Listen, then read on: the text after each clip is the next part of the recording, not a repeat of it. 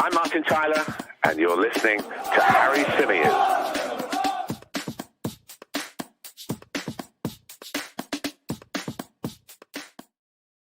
Hey everybody, how's it going? Welcome back along to the Chronicles of a Gooner, the Arsenal podcast, part of the 90 Min Football Network. As ever, I'm your host, Harry Symeou, and for this show, I'm delighted to say I'm joined by two top-tier guests. First up, Tom Canton from the Gooner Talk TV and Football.London. Welcome along, mate. How are you?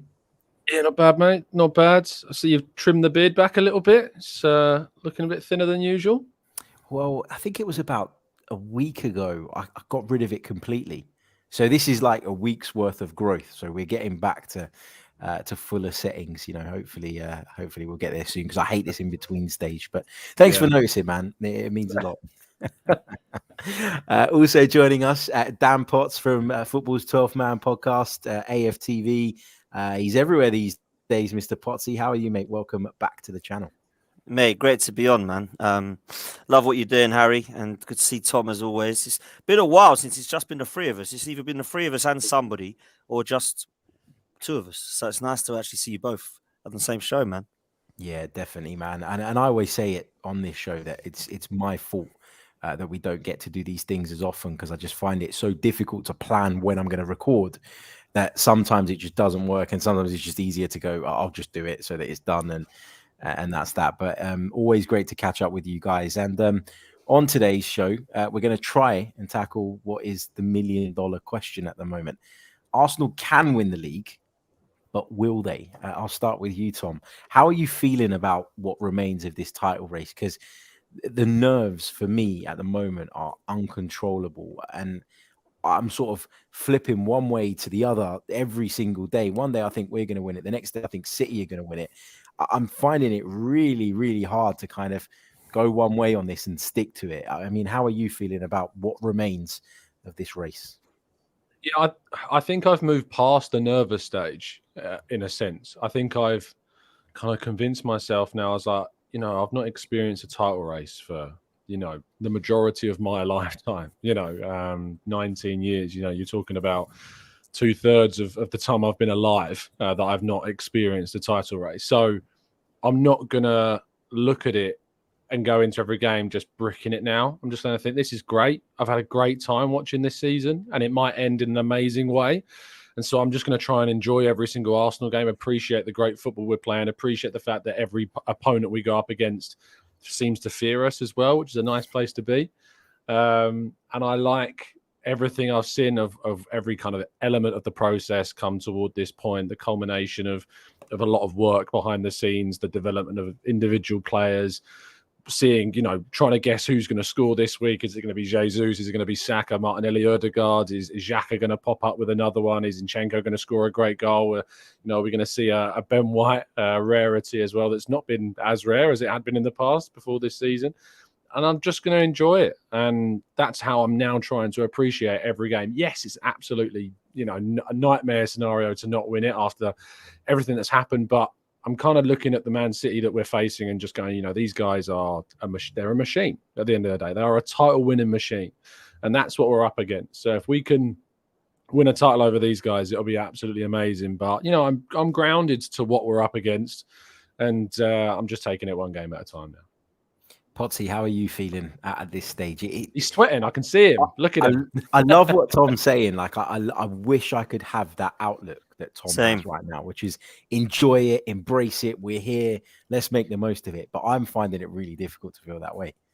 Likewise, man. It's nervy, isn't it? Now, I would say the last 3-4 years, I've had the pleasure of speaking to a lot of Arsenal fans, but something different this year of always that, because I've started my new channel, I'm now speaking to football fans, and the majority of them are all saying, how do you do it? Like, it's hard enough me trying to get 40 points and stay up, or have a mid-table battle and try and see if we can sneak into Europe. He's like, but how the hell you do this every week? I don't know. And I suppose, Harry, what's interesting with Tom talking about the last time we won a title, we had a different kind of air of confidence about the place because we'd already done it under Arsene Wenger a couple of times previous to 2004. So I think there was more of a confidence within the side that actually, we've been here, we've done this. Because this team has not been here and done it, I think it's even more nervy now that they're so young. We've got a young manager, a young team. We've got a fan base that, let's be fair, if they were all honest with themselves, are absolutely desperate and hungry to win this title, more so than Manchester City. I would think that if you was to flip a coin and say you could only have one heads or tails for a title or a Champions League, the majority of the Manchester City fans would probably want that Champions League, whereas this is all we've got to play for. I just feel like this team deserves to win something, Harry, and the only something we can win now is the Premier League. So for me, I'm nervy. I wish I was calm going into these games, but I'm not going to be going into West Ham or Southampton because on paper I feel like we can win both, but you just don't know in football what can happen, and we have to be near on perfect to win this title, and that's going to be so difficult against the top side in Man City, man. So yeah, nervous would be the word, bruv. Yeah, I totally get where you're coming from. It's it is a hard one to kind of navigate through at the moment. You know, how are you feeling? And the problem is that we're being chased by maybe the greatest team of the Premier League era. If you look at what City have done over the last few years, but also the points tallies that they've managed to amass during that period, it does really point to the fact that they are very, very special. I was actually doing a debate earlier today. It was filmed and it's going to be out, I think, tomorrow, with a Manchester City fan, and I was asked to kind of put the argument over that Arsenal are going to go on and win the title. And actually, the more I sort of sat there and took that stance, which was obviously a much more pro-Arsenal stance than maybe I'm feeling at times, the more I started to talk myself into believing that actually we are in a great position. Because, Tom, it's about time that people started to give Arsenal the respect for what they've done this season. They've hit snags and they've recovered from them. They've come up against good sides and they've managed to come out on the other side. They went through a really long period without Gabriel Jesus after the World Cup, who was a key player. Arsenal, for me now, have earned the respect. And although that isn't going to help the nerves and it isn't going to stop us feeling this way, it should give us some confidence, should it not? Yeah, no, without doubt. Anyone not giving Arsenal the credit they deserve right now is just salty. Like, you know, they're just salty. And it's just a personal thing at the end of the day that they don't like Arsenal, don't like the club, whatever. You know, and that's fine. Yeah, to have the salt, mate. Have the salt. It's absolutely needed. I don't know if you saw, I did a piece this morning kind of just about why, you know, if anyone's wondering why people don't want us to win the league, I kind of highlighted all the reasons as to why. There's a lot of reasons why people may not want us to win the league, even though, you know, we're up against a team currently under investigation, which is, you know, hilarious in itself.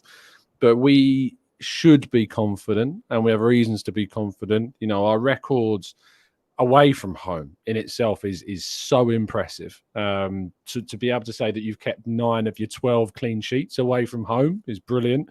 And yes, obviously we could have, I think, responded better to what we came up against last weekend in terms of the reaction after the Xhaka and the first goal and all of that stuff, sure. But I think actually how we approach that Liverpool game should go as a warning to clubs like City, Newcastle, Brighton, Chelsea, that we still got to play, that, you know, this team, no matter who you're going up against, no matter where you are, this team will rip you apart if you give them the opportunity to do that. And we have done that. And now we've got Jesus back looking like he's better than ever. I mean, I arguably think he's come back a better player than what we had prior to the World Cup, you know, scoring regularly. 3 and 2 he's got now in terms of starts.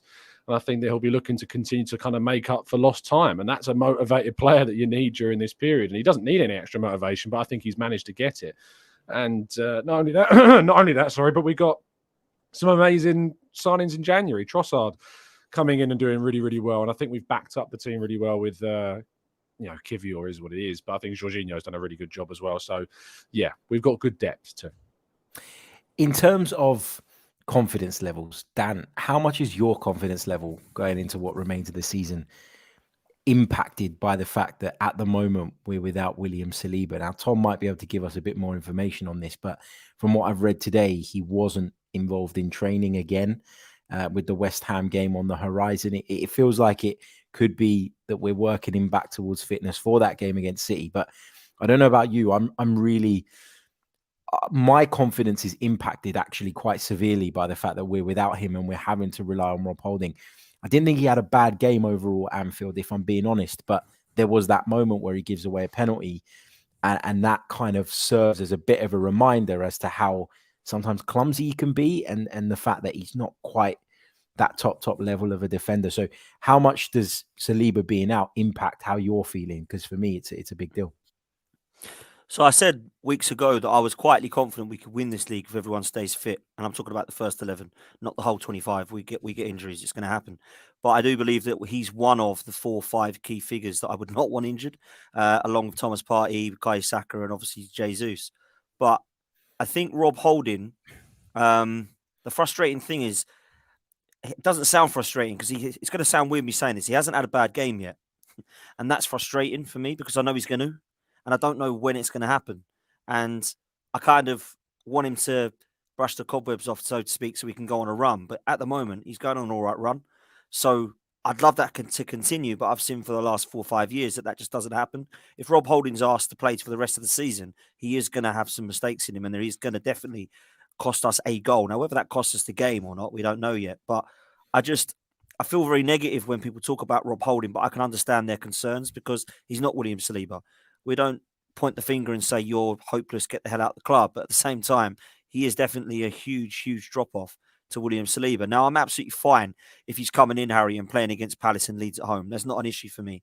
I actually thought he was okay at Anfield like you, and I think that he can do a job for sure. And he certainly did one on Haaland that he had in the FA Cup. Didn't actually think he was too bad. I think the only reason he got subbed was because he was on a yellow.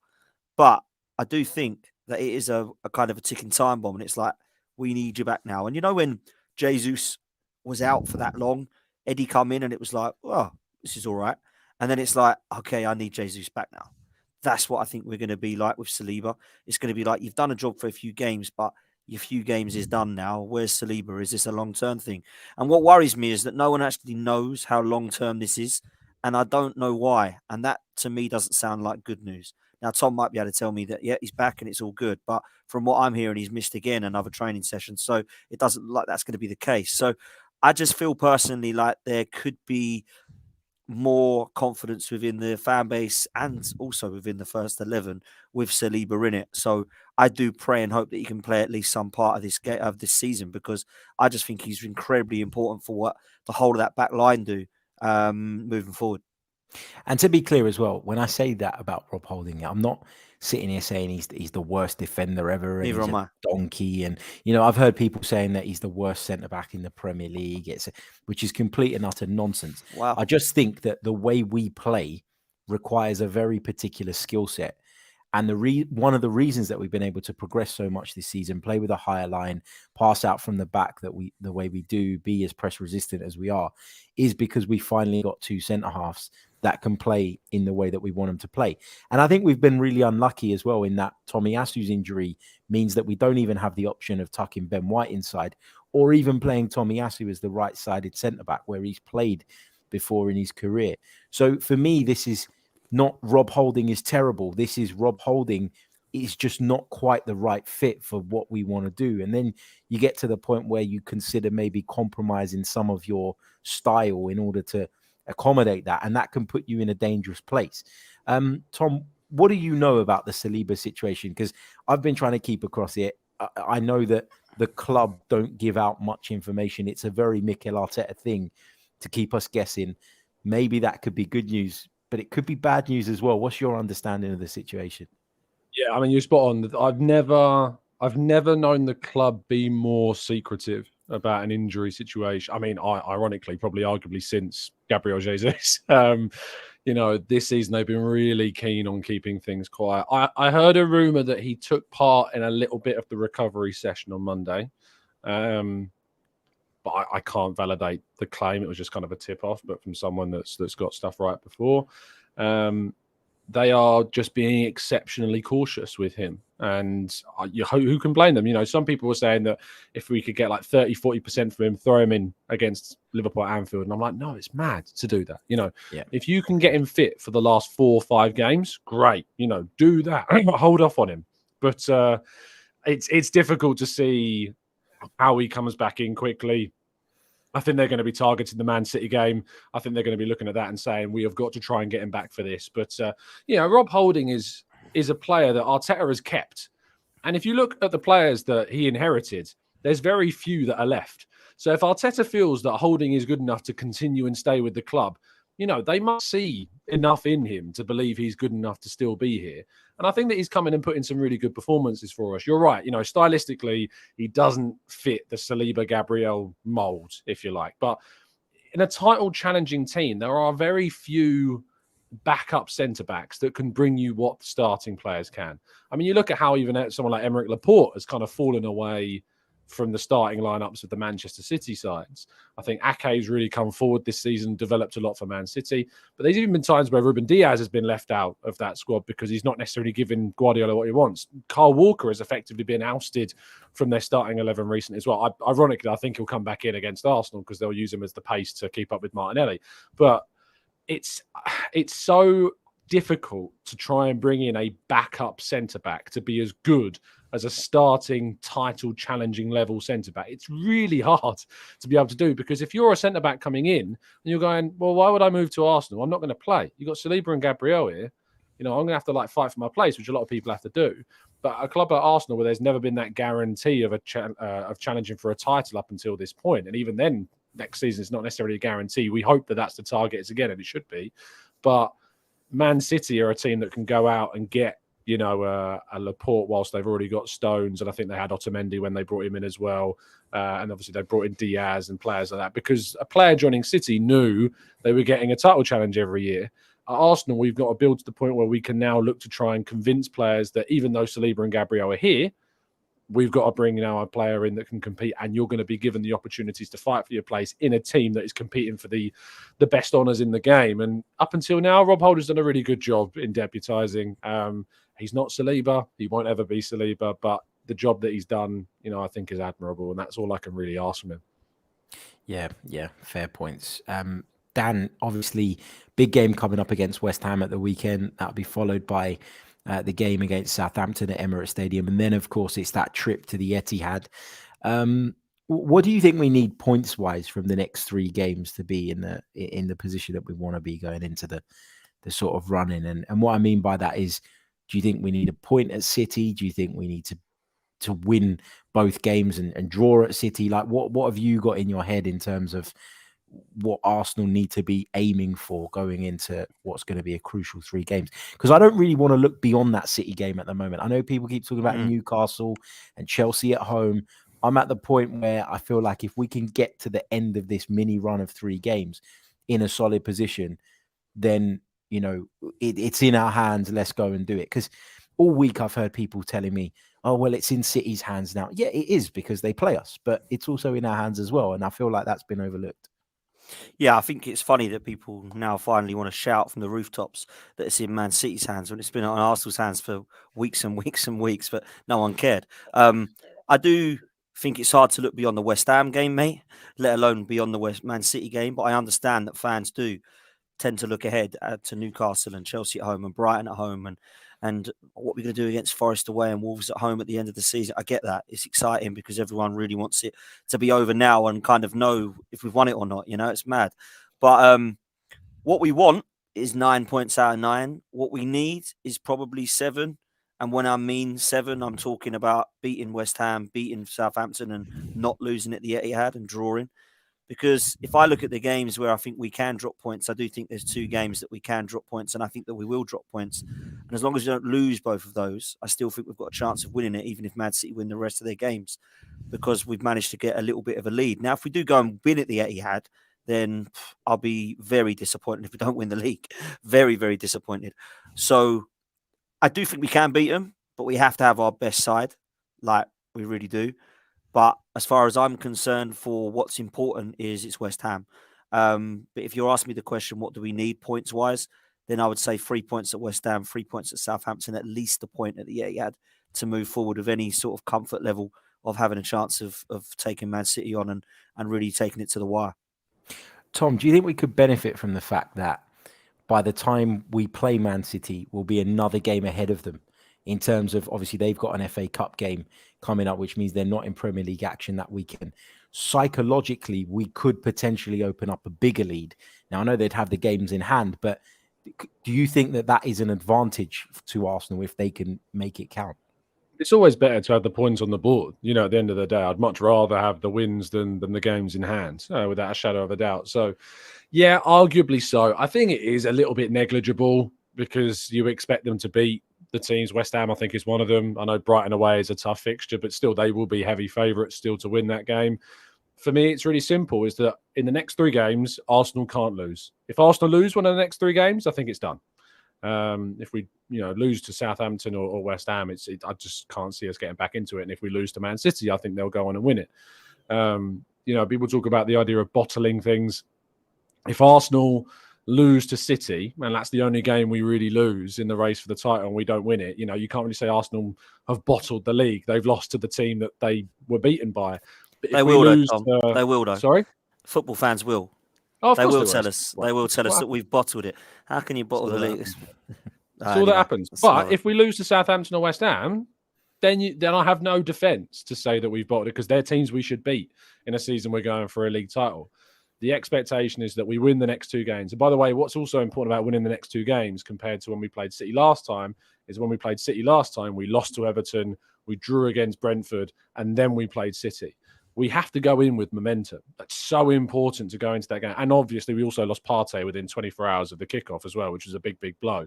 So those 3 things, the 2 games before and the injury factor, and who knows, maybe Saliba will be back by then. If those 3 things go our way, we go into that City game with so much more confidence than we had in the previous fixture where we made those mistakes. Because in that City game, we only lost that game to City because of our own self-inflicted idiocy, and we created the chances in that game to score. And the goal that we scored, obviously, in that game, we earned ourselves, from that chance we created to go into the box that won the penalty. And we should have scored other opportunities that we created for ourselves, not from City mistakes, but from our own good football. Whereas their goals came from, yes, good football, but after mistakes made by Arsenal. So, yeah, it's a really simplistic thing for me. Win the next 3, and I think that you're on the way to the title. Lose any of the next 3, and I think we probably sacrifice it. Good stuff. Guys, we're going to take some of your questions and thoughts from the chat box. So start getting those in, and I'll pick out as many as we possibly can in the time that we've got available. Just before we continue on through the podcast, just want to quickly remind you guys that this show is currently brought to you in partnership with NordVPN, named one of Time's 2022 best inventions. It costs the price of a cup of coffee per month, and the benefits, I'm sure you'll agree, more than justify the cost. You can protect your data whilst traveling and using public Wi-Fi. NordVPN, of course, protects you wherever you are in the world. You can watch sporting events, TV shows, and films that aren't available in your region. You can purchase flights, subscriptions, and more at cheaper prices by logging in from another virtual location. You can grab your exclusive NordVPN deal by going to nordvpn.com/Chronicles AFC to get a huge discount off of your NordVPN plan and 4 additional months for free. It's completely risk-free with Nord's 30-day money-back guarantee. So if you don't like it, you can, of course, get that money back and go again. But to put it into layman's terms, for those of you that are wondering what a VPN is, it's a virtual private network which allows you to log in to the internet from different virtual locations. So, for example, set your location to the United States, log into Netflix, you'll get a totally different list of shows and films that you can watch. You'll be able to watch content that isn't available in your region and in your country. And I use it quite a bit when I want to watch Greek football that is geo-blocked, by logging into a virtual location in Greece and being able to access the TV channels that way. So that's one of the big benefits. But the flights thing, I think, is a big deal as well, because often if you search from the location of which you're traveling to, you probably find you get a better deal. We just seem to get robbed here in the UK, whatever we do, whether it's gas prices, electric prices, or flight prices as well. So do check it out. As I say, you get 4 months additional on the end of your plan, and you get a huge discount by going to nordvpn.com/Chronicles AFC. Link is in the description. Okay, now I've done that and I'm out of breath. I'm going to put it over to you guys to answer some questions. Let's see what we've got here. WBL makes a good point. He says, how many teams went to Liverpool this season and got a point? Dan, do you think the fact that we got a point has been dismissed by some people? Because for me, it was Arsenal were lucky to get out of there with a point in the end. Yeah, I accept that to a point, but we still did get a point. And why are people talking as though we went there and lost, and as though our momentum's completely been killed by that? I think because we were 2-0 up. That's all I can think, really. If we were 2-0 down and we come back into the game, I think people would have been raving about it, going, oh my God, Arsenal are going to win this league. Look, they're 2-0 down. They still haven't lost. So it's crazy, isn't it, to think that we were 2-0 up and we threw it away and everyone was deflated. But I think it would have been the other way around, and there'd been a tale of two halves the other way, and Liverpool go 2-0 up and we come back at Anfield into the game and have the chance to win it with a missed penalty. Let's say that we missed the penalty. I think people will be going, wow, I mean, they put that penalty away and it's Arsenal's title. They're still in it. So I think it's a point gained when you look at it because of the fact that Aaron Ramsdale's kept us in it. Salah's missed the penalty. I think we might look back at that game and go, yeah, we thought Reece Nelson's was important. That was a really important result as well. So you never know what that's going to mean, unfortunately, in football. But when you look at the actual games that are coming up, what I don't think people have really given enough thought into is what's already happened. And what I mean by that is we're all particularly worried about the Etihad and Newcastle. We're all worried about Brighton because they can turn up against any team. If I could swap the Newcastle away and the Brighton at home fixture with Everton away and Southampton away, I'd probably do it. But we lost to Everton and we drew at Southampton away. I reckon Man City would probably rather go to Nottingham Forest's ground than play Brighton at their ground. But they couldn't beat Nottingham Forest. It was 0-0. So I just feel personally like there's a lot that's been dismissed that's already happened. And I think that everyone's expecting Man City to win every game and Arsenal to win every game. And then it's what happens at the Etihad. I think potentially both teams could still drop points here because I never, ever thought that we'd lose at Everton. I never thought we'd draw to Brentford. And I was getting excited thinking, wow, Spurs have just beaten City. We've got Everton and Brentford, mate. That should be 6 points. And Manchester City were probably thinking, Arsenal just about scored a last-minute goal. We got Forest. Thank you very much. We'll take 3 points there. Oh, balls. We haven't. So I think sometimes we dismiss what's already happened this season, which is, let's be fair, Harry, a crazy season. I don't remember a season with 8 games left where everybody is fighting for something. On my channel not long ago, Billy, who's an Aston Villa fan, said, we're the only team that haven't really got anything to play for. Now they're 6th. It's absolutely mad what has happened in this side. So I think people forget what's already happened and how it could quite easily happen again with 8 games to go. Yeah, great point. Really good point. Tom Wesbird says, so now having had time to reflect on the match against Liverpool, what is your opinion on the incident with Xhaka that seemed to ignite the crowd, and did it cost us the 3 points? I've had my say on this, so I'm not going to chip in on this one. But Tom, how did you see that? Because it is a debate that's been going on for days now. And my view is quite clear, but I want to get yours. Yeah, look, I think in the moment, I really thought it made more of an impact than it did. I think obviously watching it on telly as well, the immediate punditry from Jamie and Gary was like, oh, that's a mistake. The crowd's whipped up now sort of thing. And it was in commentary they were talking about. It was almost as if they were talking that opinion into the minds of everyone in a way. I spoke to Kaya, who was at Anfield for the game, and he said that he felt as though being in the ground, that didn't necessarily change the crowd. And actually, they were more emboldened by the goal that was scored moments later. Now, obviously, I think actually the Xhaka moment has more of an influence on the Liverpool players than the Liverpool crowd. I think the players responded more than what the crowd did, and that's why we maybe saw them go and score. Maybe there is something to be said about the impact on what we scored, but there's a lot of defensive question marks to come from that goal, and a little bit of fortune with Henderson's cross-come shot to Salah, that he messed up and very fortunately landed at the feet of the Egyptian that Gabriel then kicks onto him. I don't think it's as influential as I did in the aftermath of the emotional kind of hour after the game, where I had to do like a match reaction show, and then I think I did one in the morning after, and I still thought I was a bit caught up in the Xhaka moment. I think in the winner, I wrote the winners and losers piece, and I think I said that Xhaka was the reason why we didn't win. And in the morning, I went back and edited that to say he was one of the reasons why we didn't win the game, because it was a bit too harsh. And now I've had like a week to think about it. I think it's more so, I look at the substitutions in the second half as a bigger reason why we didn't win the game than the Xhaka situation for me. So what did you think Mikel got wrong substitutions-wise? Because I think I kind of agreed with half of them, but not all of them. So I'm interested to know which ones it is that he... So I thought Tini came on way too late, for starters. I think Tini should have come up as Zinchenko earlier. I think, ironically, if you make the changes he made in swap them round sort of thing, then we would have been in a situation where Kivior coming on for the last 10 minutes to make it a back five may have been better in that moment, and then Tierney locking down that side.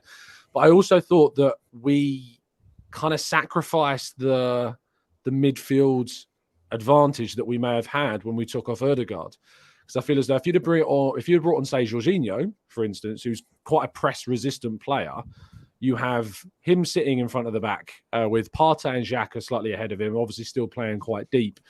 And they had just Thiago and Henderson. So if we'd have been, I think, a little bit less panicky in the way in which we changed the structure to just say, basically, welcome Liverpool, attack us as much as you like, I think maybe we would have done better. Because it just felt like an inevitability that Liverpool were going to score. No matter if we were playing 5 at the back or 4 at the back, at that time, it felt like it was an inevitability that they'd score. So I felt as though I think we would have been better trying to take more of the game to them and trying to do more to try and get that third than trying to hold the 2-goal lead, or the 2-1 lead at the time, if that makes sense. Dan, how much of that was Arsenal sort of surrendering control, maybe because they were caught up in the atmosphere, or maybe because of the PTSD that we have from going to Anfield in the past? And how much of that was because Liverpool were that good in the second half? Yeah, I think you have to give credit to what Liverpool turned up in the second half. The Xhaka incident, for me, I think whether it changed the result or we'll never really, I'm not going to blame him for the result, but I do think he's silly getting involved in something like that, which has the opportunity to raise the crowd and the players. I think it lifted both from what I could see. It's no coincidence that 25 seconds later, the ball's in the back of the net. Similarly to what happened when Arteta and Klopp had that row on the touchline, the crowd get up, boom, goal. And you think, oh, really? We were doing all right until people lost their heads. So I can understand where fans come from in that respect. In the second half, I think the subs were a little bit crazy, if I'm honest. The timings of them and some of them were a bit odd. I understand that Jesus and Saka were both knackered, but Jesus, for me, was having a lot more of an effect than Saka in the game. And I probably would have taken Saka off instead of Jesus for Trossard. The other thing I probably would have done, if Ødegaard had to come off, I understand it. I thought he was pretty ineffective, if I'm honest. Ødegaard, I think all players were swamped on him and Saka. And I would have probably brought Jorginho on, and I think some of his attributes could have been a benefit to what we needed at the time to try and soak up a little bit of pressure. Kivior, listen, I'm still in two minds on this one, because I understand you might want to shore it up and he's the only option you've got at the back, but I don't really know that I've seen anything of this kid yet. So throwing him on at Anfield was a little bit of a risk. And I agree with Tom, the Kieran Tierney one, about 55 minutes onwards, I was going, bring him on now. Any bring him on now? No? Goal. I would bring him on now. Well done. Bit late, fella. We're now drawing. But for me, I was trying to bring him on as we conceded, to be fair. Yeah, he was, but it was way too late still, wasn't it? And I think they're the only things. But Harry, it's easy in hindsight for us to sit on a podcast and say what you should have done. But at the same time, we give opinions on what we think we could have done to try and shore things up. And I do think that some of those things I would have liked to have seen. But I will say that Martinelli, Saka and Trossard situation at the end is probably going to haunt me for a very long time. How we haven't scored from that opportunity is crazy. And, Martinelli's got more chance of lobbing the keeper from there than overhitting it like that. So it was frustrating. But listen, man, it's a point gained. I still believe that. Yeah, I mean, just quickly on the Xhaka thing. So I was at Anfield as well. And what I kind of noticed was things building up to that point, so it wasn't just that moment. So when that situation happened where there was the high boot on Martinelli and he went down, I think it was Konate, that really pissed them off, the ones that were sitting behind me anyway. And then there was another incident that involved Gabriel Jesus, where he got smashed into the back. That pissed them off as well. There was a little bit of they were getting annoyed by what they were calling Arsenal's play acting at the time. And so I think it was a culmination of those incidents that led to that eruption point. But I think the eruption point from being in the stadium really came when they scored. So I, like you, don't really want to pin it on Xhaka. The other issue that we've got here, though, is that we talk a lot about going to Anfield and, being careful not to ignite the crowd. And I agree, when you're 2-0 up, you probably don't need to do it. But at the same time, how do you put it into a player's mind? How do you approach it psychologically in terms of saying, I want you to go out and compete and give your absolute everything and play with your heart and with fire. But at the same time, I want you to second, think everything you're about to do because of the impact it has on the crowd. I don't think you can put that in a player's mind. I think that the crowd is the crowd. And if it wasn't that they got pissed off about, they were going to get pissed off about something else, a throw-in being given the wrong way or something. Like, I think it's about maturity and keeping your head at the same time, though. I get what you're saying, because we love Vieira and Keane, and they were mature, but they weren't at times. Do you know what I mean? So I understand what you're saying. But if Xhaka walks off, smiles at him and goes, 2-0, mate, and walks off, then it might still get the crowd up. But at the same time, it won't lose your head it will lose your head in a different way, if that makes sense. It will show him that these are really rattled. They're 2-0 down, bless them. It won't be like, you what, mate? What you saying about us? And then all of a sudden it goes to pot. You don't know. You don't know how that has affected the result. I think at that moment, from what I'm being told, I was on the watch along, so I didn't hear the crowd. From what I was told, we'd absolutely killed the crowd. We were so good, and the Liverpool fans thought, "Oh dear, we're in for a bad night." And as soon as that happened, he got the crowd up. They scored, and that was it. Back in the game. Wow, cheers. Trent knows what he's doing. He's gone up to the one that he knows is going to potentially lose his head, and he's right, because he has lost his head years and years now.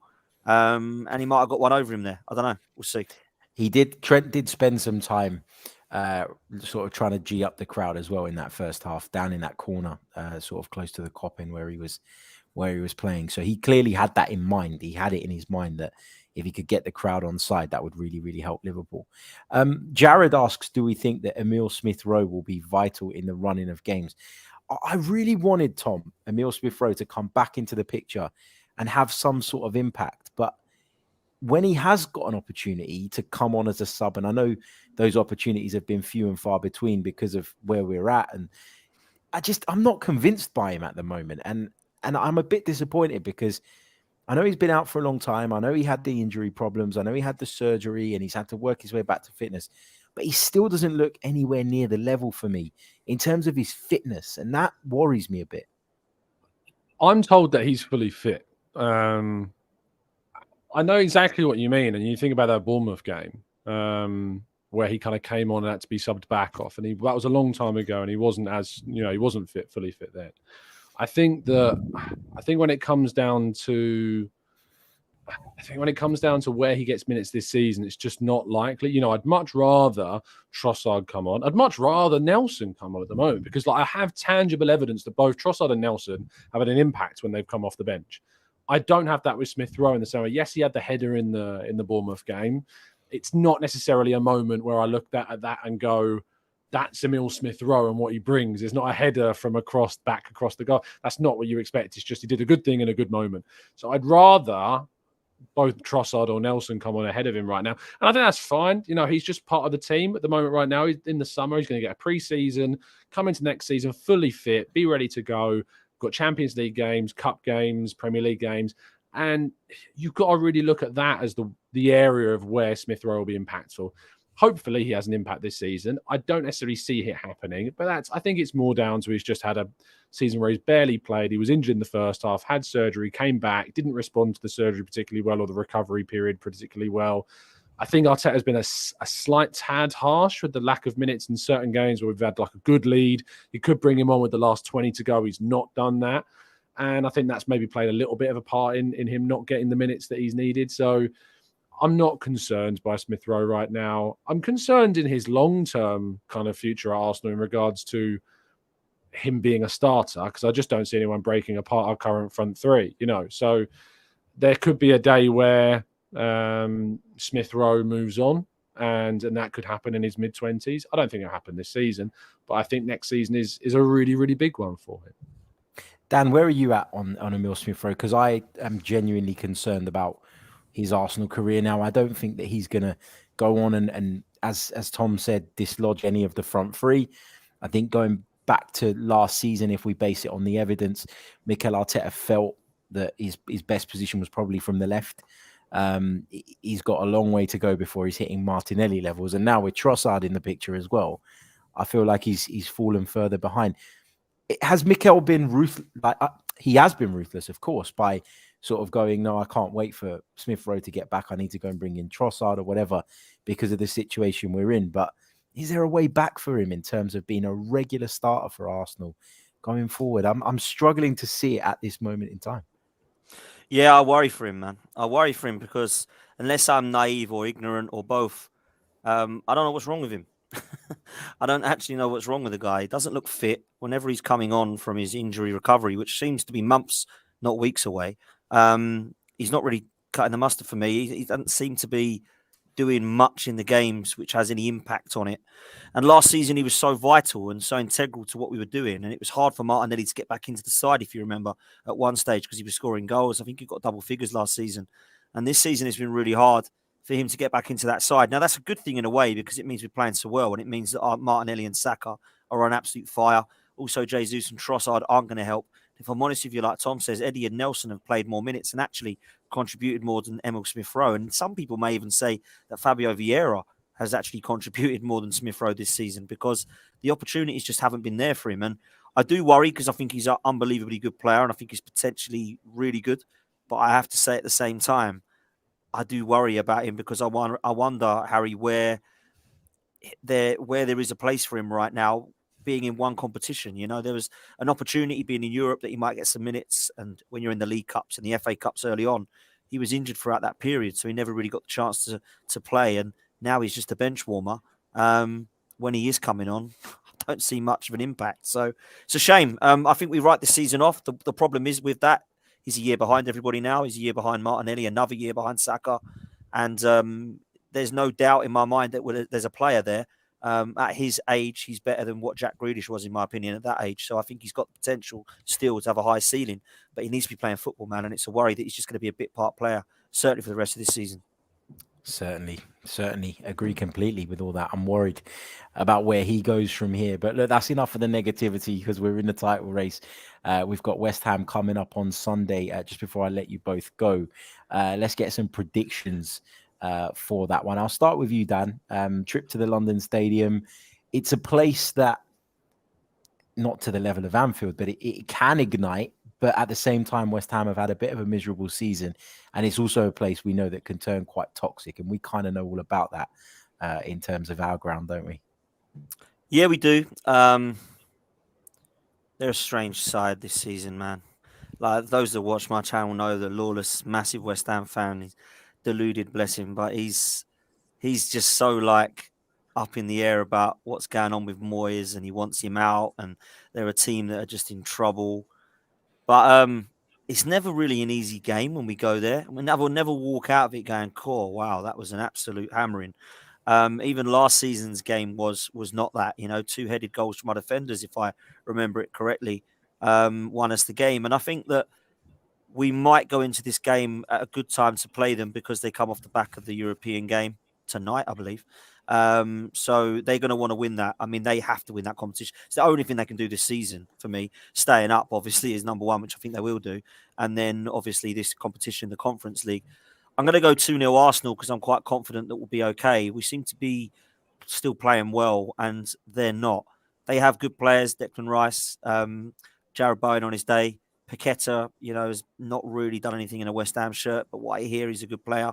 You know, Aguerd on his day is apparently a really good centre-half, but it's hard to judge the West Ham team this season because they've just been so poor as a collective. So I am confident quietly that we'll get 3 points here, and I'm going to go 2-0 Arsenal.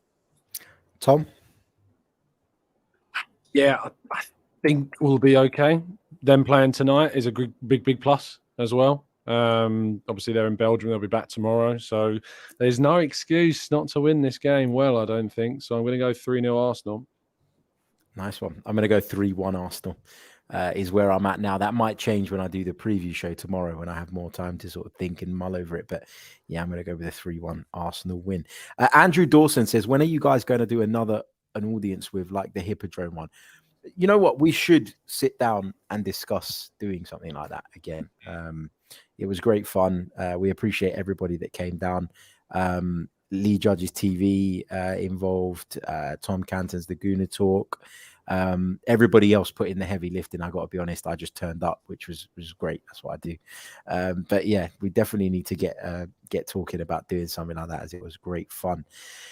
Right, we're going to leave it there, guys.